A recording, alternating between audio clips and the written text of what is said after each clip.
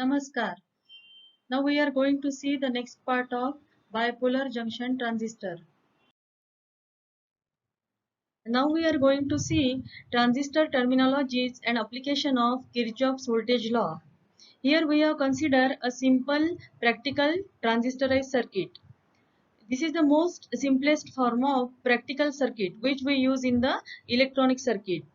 So see, there are some supply voltages connected to the transistor VBB and VCC, and there is some proper selection of resistances connected in the input and output circuit. So you can see here VBB is the input voltage applied to the emitter base junction to forward bias the input junction, and VCC is the uh, output supply voltage which is connected between the collector and the emitter to reverse bias the collector base junction.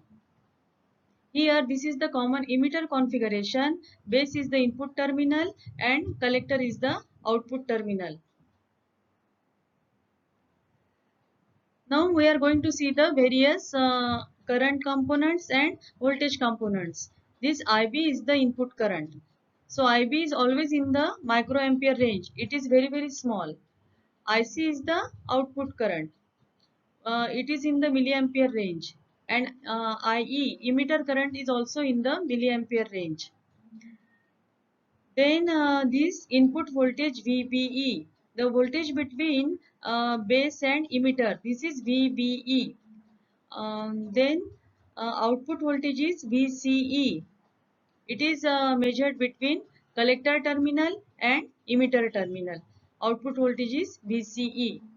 Now we are going to see how to apply the Kirchhoff's voltage law in the input circuit. For that, we have to apply the law KVL in the input loop like this, in this direction. Start from this point and go clockwise in the circular path. So we are going to see the polarities of the voltage drop across the resistances. There are two resistances here, RB and RE. When we consider this loop input loop, there are two resistances. So drop across RB. Drop across RB will be this end is positive and this end is negative. Because direction of current is like this. This is the direction of current, and therefore this end is positive and this end is negative. Similarly, drop across RE is upper end is positive because direction of current flow is in this direction. So I am telling you the practical facts. The upper end is positive and lower end is negative. So you can see here, when we start from this point and go like this in the circular path, and we start from negative for VBB, this end is negative, then positive. Then go next, positive, negative. Then for VB, this is positive and then negative. And drop across RE is upper end is positive and lower end is negative. So we can clearly see that VBB and the drop across RB, RE and VBE, these are in opposite direction. So therefore VBB will be having a positive sign and all other voltages are having negative sign. So you can see here VBB go serially, then minus IBRB opposite direction, minus VBE opposite direction as compared to VBB, and IERE, this is in the opposite direction as compared to VBB. So that completes our equation of input circuit. VBB minus IBRB minus VBE minus IERE is equal to 0. Here we are going to apply KVL in the output circuit. So see here, output circuit is collector emitter circuit, and we have to go in this direction. Starting from the top and going to the bottom side. So see here, this VCC is positive, then drop across RC is ICRC. So that is upper end is positive, lower end is negative.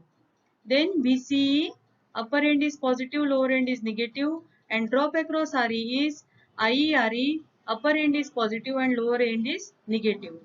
So you can see here on the left side, our equation will be VCC minus ICRC minus VCE minus IERE is equal to 0.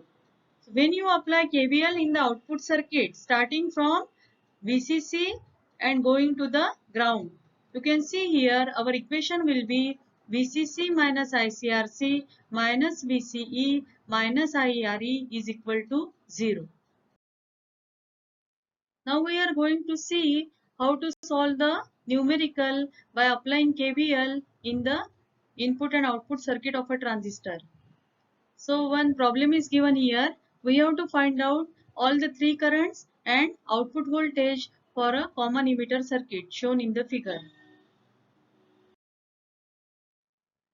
When you want to find the currents of the transistor, first you have to apply KVL in the input circuit. Here, base emitter junction. Apply KVL here. Find out base current IB. Then you can directly find out IC by using the relation IC is equal to beta IB. And once you get IC and IB, you can directly find out emitter current IE by using the equation IE is equal to IB plus IC. So first we are going to find out the base current IB. So apply KVL in the input circuit. So we can see VBB minus IBRB minus VBE minus IERE is equal to 0. So there are two unknown quantities, base current IB and emitter current IE. Other quantities are given in the problem itself. So always remember that you can replace the IE in terms of IB by using the relation. Emitter current IE is equal to IB plus IC, and IC is nothing but equal to beta IB. And therefore you can directly write down IE is equal to 1 plus beta IB. So replace this in above equation. Your equation will become VBB minus IBRB minus VBE minus 1 plus beta IB into RE is equal to 0.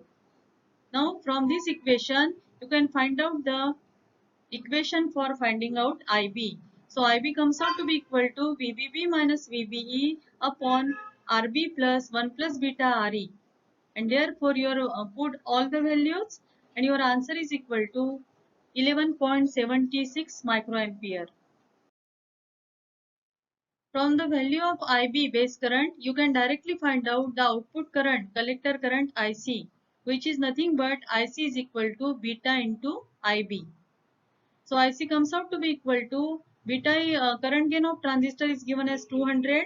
So IC comes out to be equal to 2.352 milliampere. Now we want to find out the output voltage VCE. So for that matter, we have to apply KVL in the output circuit. This is the output circuit, top to bottom, starting from VCC and go towards the ground terminal. So applying KVL in the output circuit, VCC minus ICRC minus VCE minus IERE is equal to 0. You know other values, you don't know IE. So as I said earlier, you can find out IE by using the equation IE is equal to IC plus IB. So IE comes out to be is equal to 2.363 milliampere. Here VC comes out to be equal to VCC minus ICRC minus IERE, and therefore put all the values. VC comes out to be equal to 4.35 volt. Thank you and happy learning.